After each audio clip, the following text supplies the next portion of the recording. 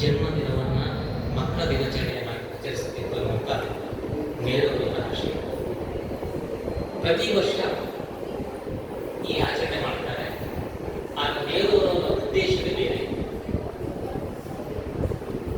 ನೆಹರೂರವರ ಉದ್ದೇಶ ಮಕ್ಕಳು, ಇಂದಿನ ಮಕ್ಕಳು ಚಂದ ಮಾಡಿ ಓದಿದರೆ ಒಳ್ಳೆ ಶಿಕ್ಷಣ ಗುಣ ಆದ ನಂತರ ಎಲ್ಲ ಹೆದರ್ತಿದ್ದ ಕೊರೋನಾಕ್ಕೆ ಹೇಳಿದ್ರೆ ಹೆದರಿ ಓಡ್ತಿದ್ರು.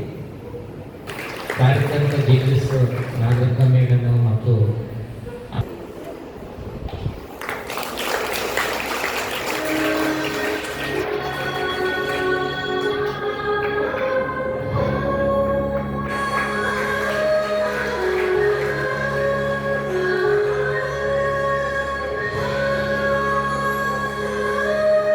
ಪ್ರತಿ ವರ್ಷ ಇದ್ದದ್ದೇ ಈ ವೆಂಕಟೇಶ್ ಭಟ್ರು ಬಂದು ಮಕ್ಕಳಿಗೆ ಸ್ಟಾರ್ಸ್ ಮತ್ತು ಜ್ಯೂಸ್ ಕೊಡೋದು.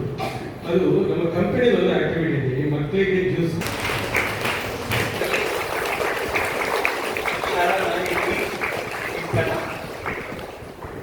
ಪ್ರಗತಿ ನಾಯಕಿ